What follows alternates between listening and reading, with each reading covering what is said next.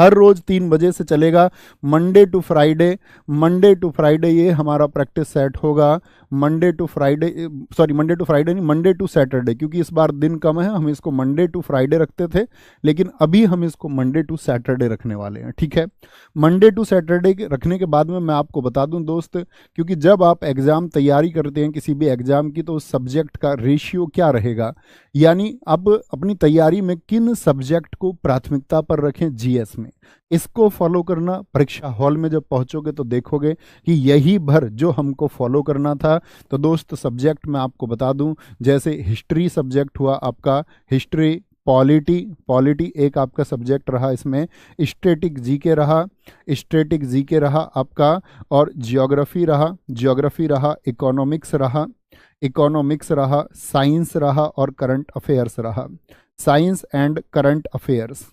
मैं दोस्त इसका आपको एक कैटेगरी बनाने वाला हूं, और आप उसी आधार पर उन्हीं सब्जेक्ट को प्राथमिकता देके अपनी तैयारी रखना।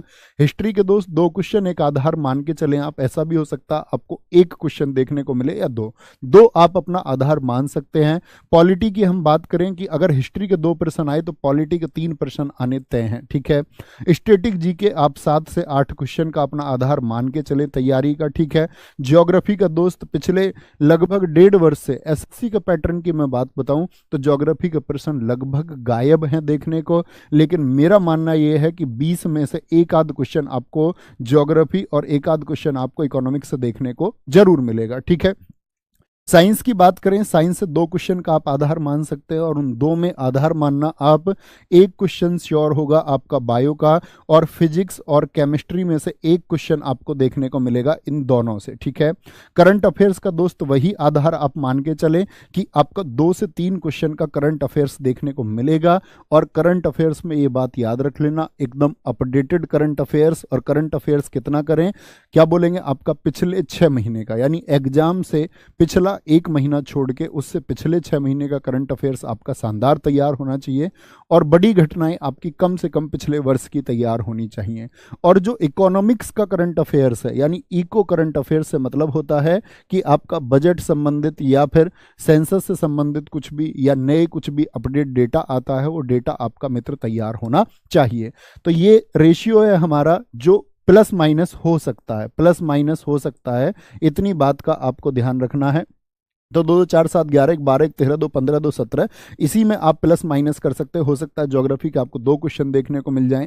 इकोनॉमिक्स का वेटेज ज्योग्राफी से ज्यादा रहेगा, इतनी बात मान के चलिए। ठीक है, ज्योग्राफी का प्रश्न ना भी मिले तो इकोनॉमिक्स के 1 से 2 प्रश्न आपको देखने को मिलेंगे।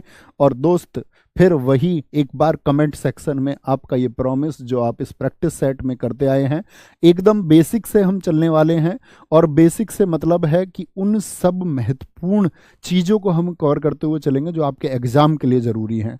कोई भी अनावश्यक चीज़ इस बोर्ड पर आपको लिखी हुई मेरे द्वारा नहीं मिलेगी, तो आप तक पहुंचेगी भी नहीं। जो कुछ कंटेंट जाएगा वो एकदम से शुद्ध होगा परीक्षा के लिए, और हम धमाल मचा के आएंगे।